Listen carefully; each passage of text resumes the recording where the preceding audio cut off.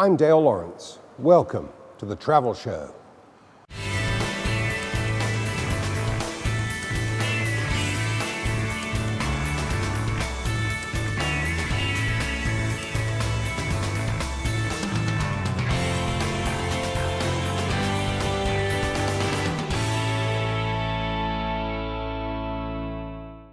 This week we're at the Trier Integrative Wellness Institute. It's part of the P004 hospital complex situated on the outskirts of Bangkok. Now, medical tourism is booming in Thailand. It's an intensely competitive business, but it's also a very lucrative business for hospitals and centres such as this one. Later in the show, we'll be finding out more about this sometimes controversial area of tourism from 3 experts in the field. We'll also be looking behind the scenes at Bangkok's latest 5-star hotel. But first, here's a roundup of the latest news.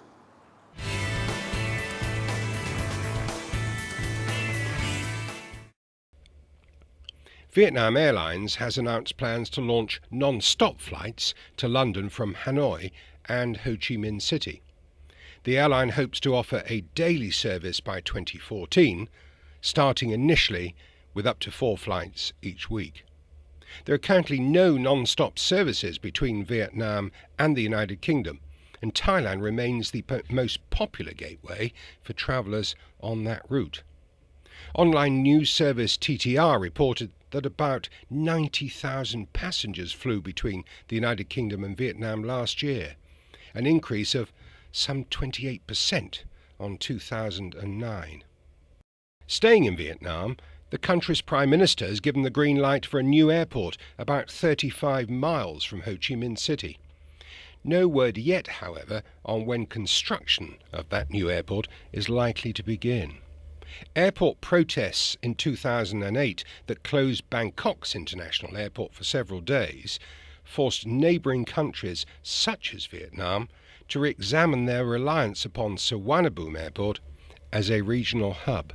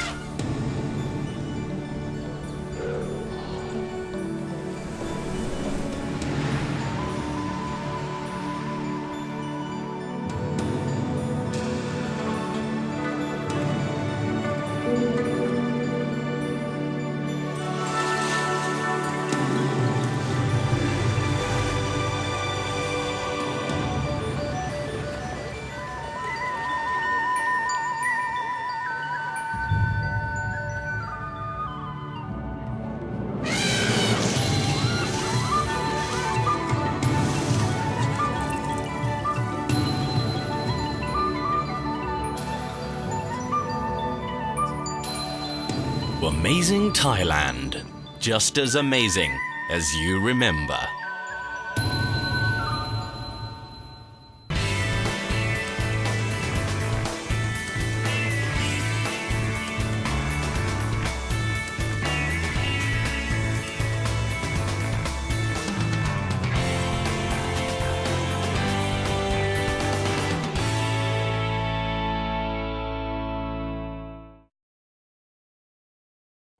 The St. Regis is the latest addition to Bangkok's already impressive choice of 5-star hotels.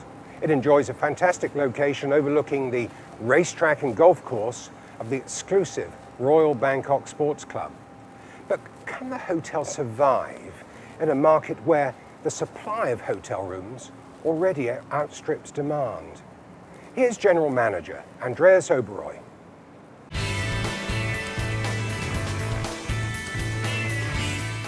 So Andreas, opening a 5-star hotel in Bangkok in a city where supply already exceeds demand. I mean, it's a bold and brave move, isn't it? So why here and why now? Well, I think looking at St. Regis, I mean, we select our destinations very careful. in which markets we are going, and we wouldn't have chosen any other location in Bangkok as this one here, right on Ratchdamri Road. And at the same time, with the room count that we have, I think that's a healthy room count. Obviously, there is an oversupply in the city, but we feature a brand new, beautiful product that you see here, which will definitely outperform and exceed customers' and guest expectations. We do have 176 deluxe rooms and 51 suites. And I think the combination of both within this location, plus combination of rooms and suites, that is for me what I see as part of the key to the success, or part of obviously all the facilities and services that we offer. Indeed. Well, location, location, location. And you've got the very best, really, haven't you? I think particularly for the business traveller, is that your main market, the corporate market, or are you seeking to attract the higher spending leisure travellers? Corporate market is definitely the main target, but at the same time, with the combination of the suites that we have, plus also some of the residences which are available for guests, we are looking at high-end leisure travelers coming from major destinations such as here in Asia, as well as Europe and the United States. We are looking to have the grand opening, the debut rate offer that we call it, excuse me, until the end of June. And the components which are in there, such as the internet and the complimentary breakfast, these are components that will also be available in most of the rates that we offer. We will not offer it in all the rates for one particular reason, because not every guest wants it. So here and there you might have to strip it out, and in other rates it's packaged in. I believe that that adds value to the rate, that adds value to the stay of the guest. Indeed. And it's definitely something that will be in there also in the future. So it's possible that booking online, a special internet rate, might not include breakfast or internet? That might be, depends. I mean, again, we are obviously, a hotel room is a commodity nowadays, so it's all based on demand. Indeed. And no, but St. Regis, we do not discount necessarily. St. Regis is not about discount, it's more about adding value, and that's why components such as internet and breakfast is always something that you will find in an attractive St. Regis offer. Now, you launched on the 1st of April, Yes. a brave date to open, Yes. some might say. And you've got a really quite attractive introductory rate, haven't you, for, I think, around about 8,000 baht, including all the service charges, 270 odd US dollars, including things like either complimentary breakfast or a two-course dinner, a spa voucher worth 1,000 baht, and interestingly, the complimentary coffee and tea service provided by your personal butler. Now, tell me a little bit about the butler. You've got a gentleman here, a sushi-san, I think, I Yes. believe, from Japan. St. Regis Osaka. Yes. Who's teaching your team of butlers. What's all that about? Why do you need that? Well, St. Regis has a long history. Obviously, it goes back into 1904, and the St. Regis in New York was the hotel which had and featured butlers from the very first day for all the guests, for all the rooms, and for all the suites. We do obviously take the St. Regis concept as the brand here into Bangkok. And it's not that we want to reinvent the wheel, but as part of our tradition to service our guests is the St. Regis butler service. Indeed. But also, I believe, a packing service. Yes. Unpacking and repacking when the guests are departing. Probably not to everyone's guest taste. I think there are probably some guests that would prefer to pack themselves, but for those that are maybe, particularly the business traveller, that's on a very tight schedule, that's a wonderful service to provide, isn't it? No, definitely. As I said, the guests who like that, they obviously use that and take that. Others who don't like it, we don't force anyone. But it's a nice service because, if you arrive in a hotel and, your luggage is being taken out of your garment bag, off your suitcase, the butler sees the suit is a bit wrinkled, and without any big question, the shirt or the suit is being taken for pressing and everything. Then when you return to the room and everything is there straight, and you don't have to worry about these things. So the same thing with the butler, you don't have to worry about your schedule. We have selected the butlers primarily also on the language skills. And we have selected butlers that are basically, that not necessarily only come out of the restaurant or not necessarily come out of the front office of the hotel. We have selected some butlers that have not worked in hotels before. They have experience with the airport, with all kind of ground transportation services, if you wish. We have one butler who has worked for a travel company here, domestic travel company. And for us, it's more the attitude, skills we train, the essentials of the butler we train, and we go through this obviously on a daily basis. And but I think, and as I said, language is very important, and we have covered quite a good amount of languages so far, and we will continue to do so. Finally, Andreas, we're now sitting at the St. Regis Bar, and there's a St. Regis Bar in every one of your properties. It's a distinctive feature, I think, of all your properties. And you have two traditions here, don't you? The first being your champagne sabring, this wonderfully civilized start to the evening when day turns into evening. 6 o'clock, the champagne corks are popped here. And the other one is about the drink, the Bloody Mary, which has its roots in the St. Regis Hotel in New York many, many years ago. And I know you have a tradition also to create a local version of that drink in every one of your properties. So what have you done for Bangkok? Okay. Well, as you just mentioned, the original Bloody Mary was founded at the St. Regis, New York in 1934. And from there we have taken on the Bloody Mary in each destination. And here in Bangkok we have arrived with the Siam Mary. And that's a version of the Bloody Mary that contains, apart the traditional ingredients, Thai chili, wasabi paste, lemongrass stem, some pandan leaves, coriander, and it gives it a very typical Thai twist. Obviously, it's a bit spicy, but this is what it's supposed to be. Andreas Sobroy, thank you very much for joining us on the Travel Show. You're very welcome. We Thank wish you. you the very best of luck. Thank you very much. Cheers. Cheers. Thank you. That's very kind. Thank you.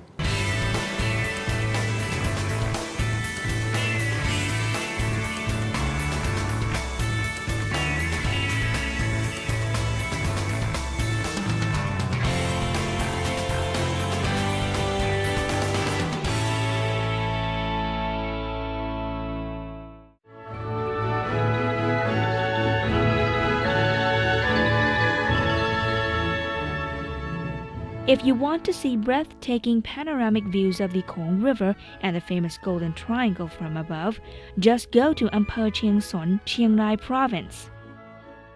This landmark can be found on the border where Thailand, Laos, and Myanmar meet on the Great River. From this spot, you can see the abundant forest of Myanmar and a peaceful village in Laos. Don't forget to visit the Opium Museum, where you can learn about the opium cultivation and trade of this area's history, while taking in the valuable Lan Na heritage and beautiful environment of the north.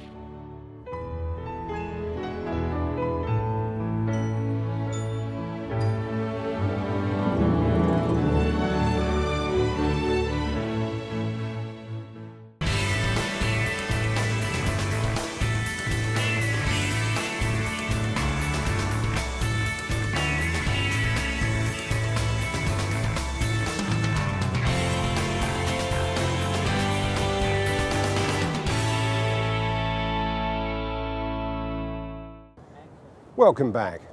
Now, about 1.5 million tourists every year choose hospitals and clinics in Thailand for their medical treatment. Some of them come here for potentially life-saving surgery, whilst others are combining a family holiday with cosmetic, dental, or even rejuvenation treatments. Join me after the break when we go on the record with 3 experts in the field of medical tourism.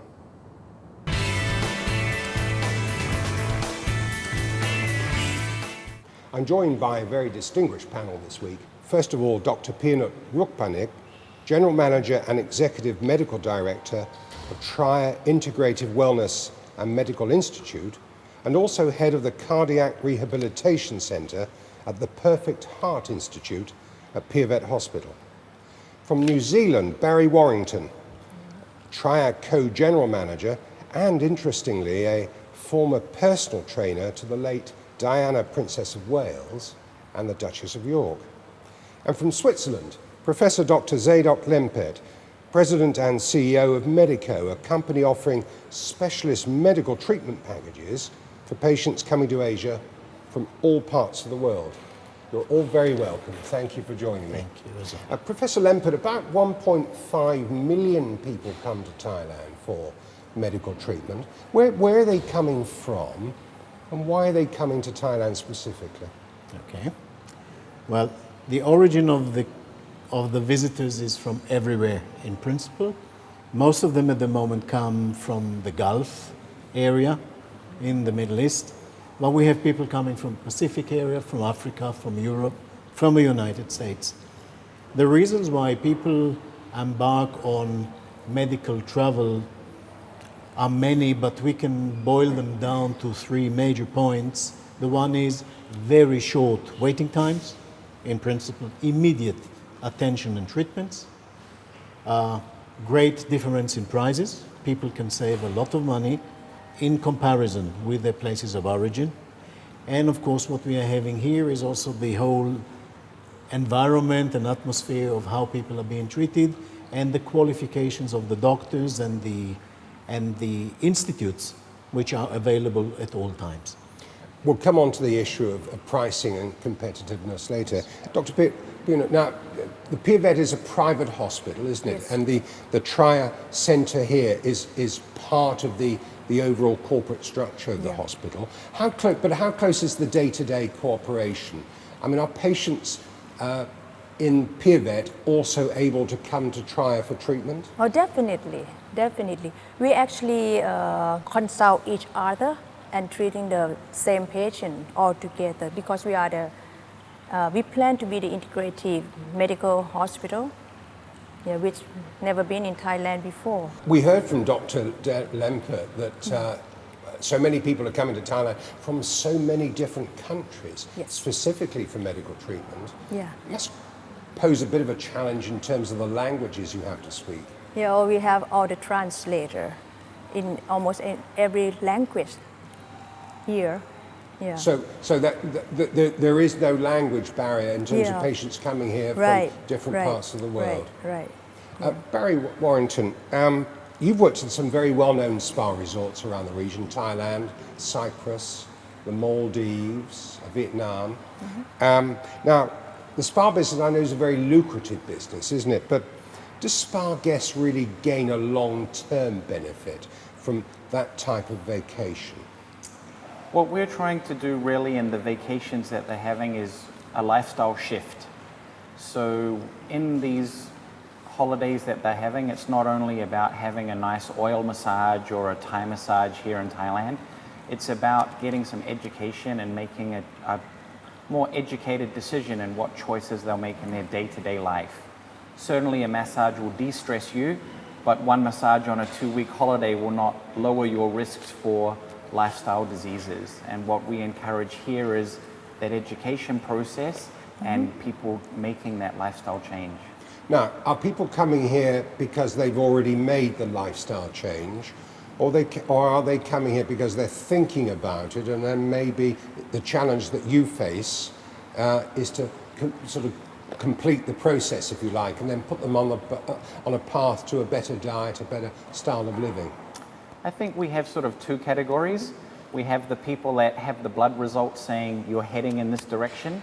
You have a choice now. You're at the point of, let's say, for example, diabetes. So if in type 2 diabetes that your lifestyle is in a way to encourage type 2 diabetes, you may be ready to make that change, so you change your lifestyle away from that trend. And I'm just wondering, what percentage of the clientele that you have here at any one time would be international visitors and as opposed to Thai residents, Thai nationals, or foreign residents in Thailand? What's the breakdown? Yeah, foreigner it's about 20 to 30%. Yeah, that come to Trier. Now, a lot of them, of course, are coming with your company. That's correct. Dr. Yeah. Lemon, through Medico. And I mean, you offer very, very broad range of options That's correct. for your clients, don't you, in terms of hotel, if they're simply going to be a hotel guest, but then come for treatment as an outpatient. Yes. So essentially, they're choosing a packaged holiday, but there's a medical element to it. That's correct. Well, medical travel is not just about the travel, it is combining medical and the ground arrangements.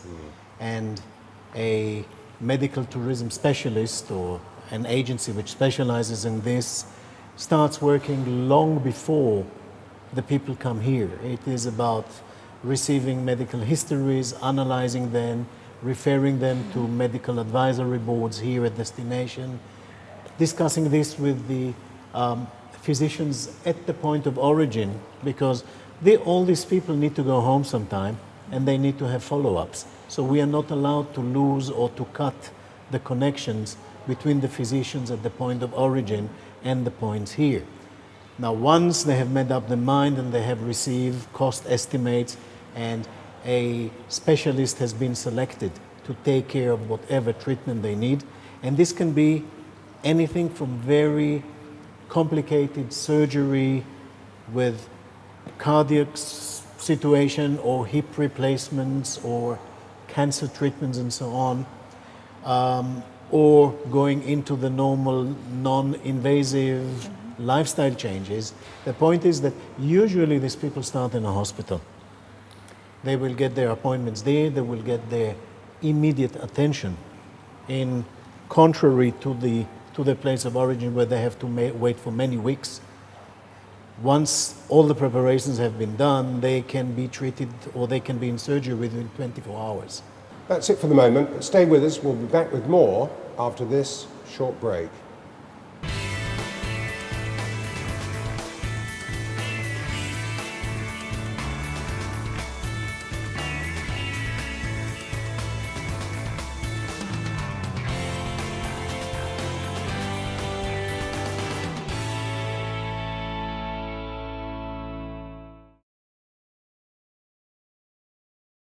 Amazing Thailand always amazes you.